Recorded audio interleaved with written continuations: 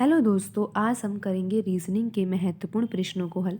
दोस्तों, इन प्रश्नों के अभ्यास के माध्यम से आप अपनी किसी भी परीक्षा की तैयारी को बेहतर कर सकते हो।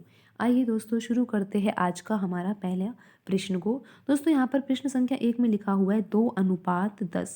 और दोस्तों, 2 और 10 के बीच में जो ये चिन्ह है ना, उस चिन्ह को कहते हैं हम अनुपात का चिन्ह। और दोस्तों, यहाँ पर 10 के बाद भी आप एक चिन्ह को देख रहे हो, वो इस तरह से है। दोस्तों, ये इस चिन्ह को हम कहते हैं समान अनुपात का चिन्ह, और ये चिन्ह है अनुपात का चिन्ह। दोस्तों, इस तरह के सवालों को हल करने का तरीका आपको पता होगा। इस तरह के सवालों को ऐसे हल किया जाता है दोस्तों। समान अनुपात से पहले जो दो संख्याएं लिखी हुई है, हमें यहाँ पर ये देखना होता है कि इन दोनों संख्याओं में क्या संबंध है। और दोस्तों, जो संबंध हमें यहाँ पर दिखाई देता है, वही संबंध हम यहाँ पर समान अनुपात के बाद जो ये दो संख्याएं होती है, इन दोनों संख्याओं में लगाते हैं। और जब हम उस संबंध को यहाँ पर लगाएंगे तो हमें फिर वह मिसिंग नंबर प्राप्त हो जाता है। तो दोस्तों, आइए सबसे पहले हमें यहाँ पर ये देखना है कि यहाँ पर जो शुरू में 2:10 लिखा हुआ है, समान अनुपात से पहले जो दो संख्याएं लिखी हुई है, इनमें क्या संबंध है।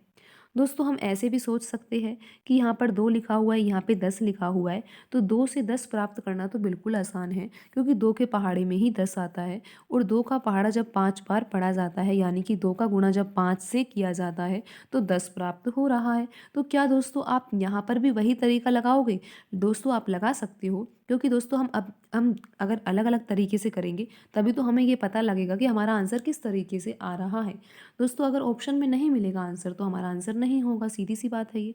दोस्तों, यहाँ पर आप क्या करोगे, 5 का गुणा आप 5 से ही करोगे दोस्तों, क्योंकि यहाँ पर भी तो हमने 5 का गुणा किया है, तो आपको यहाँ पर भी 5 का ही गुणा करना होगा, अगर आप यही पैटर्न फॉलो कर रहे हो तो। दोस्तों, तो यहाँ पर तो 25 आ रहा है, लेकिन जब हमने ऑप्शन में देखा तो ऑप्शन में तो 25 लिखा नहीं हुआ था। तो दोस्तों, फिर ये तरीका कहाँ से सही हुआ? ये तरीका सही नहीं है। तो दोस्तों, अब हमें और तरीके से सोचना होगा।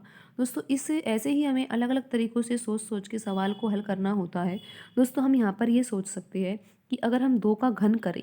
दोस्तों, आपको 2 का घन करना आता होगा। 2 का घन इस तरह से किया जाता है दोस्तों, किसी भी संख्या का घन आप इसी तरीके से कर सकते हो। आपको उस संख्या की घात 3 लगानी होती है, और फिर आपको उसको 3 बार इस तरीके से खोलना होता है और बीच में गुणा का चिन्ह लगाना होता है।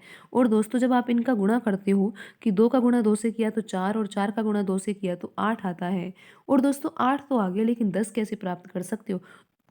दोस्तों, जिस संख्या का आपने घन निकाला है, आप उसी को जोड़ दीजिए। दोस्तों, 2 का घन निकाला, 8 आ गया। अब आपको 8 में 2 ही जोड़ना है। दोस्तों, ध्यान रखिए, यहाँ पर हमने 2 क्यों जोड़ा है? क्योंकि हम यहाँ पर 2 का ही घन निकाल रहे हैं, इसीलिए हमने यहाँ पर 2 को जोड़ा है। तो दोस्तों, 8 और 2 कितना हो जाएगा? 10। इस तरीके से आया है दोस्तों ये 10। दोस्तों, आप समझ गए होंगे कि यहाँ पर 2 के द्वारा 10 को किस तरीके से प्राप्त किया जा सकता है। दोस्तों, आपको क्या करना है? 2 का घन करना है और उसमें 2 ही जोड़ देना है। 2 का घन होता है दोस्तों 8, और 8 में जब आप 2 ही जोड़ोगे तो आपका आंसर आएगा 10। तो दोस्तों, अब आप ये पैटर्न यहाँ पर लगा सकते हो। आपके पास 5 है और आपको ये पता लगाना है कि यहाँ पर कौन सी संख्या आएगी। तो दोस्तों, आप क्या कर सकते हो? 5 का घन निकाल सकते हो और उसमें 5 ही जोड़ोगे दोस्तों। 5 का घन आप कैसे निकालोगे? जब आप 5 को 3 बार इस तरीके से खोलोगे, और जब इन सब संख्याओं का गुणा करोगे तो आपका आंसर आएगा 125। और 125 में जब 5 जोड़ा जाता है तो आता है 130। और दोस्तों, आप देख सकते हो कि जो ऑप्शंस दिए गए हैं उनमें ऑप्शन बी में 130 ही लिखा हुआ है, और यही आपका सही आंसर होगा। तो दोस्तों, आज की वीडियो में इतना ही। मिलते हैं अगली वीडियो में। धन्यवाद दोस्तों।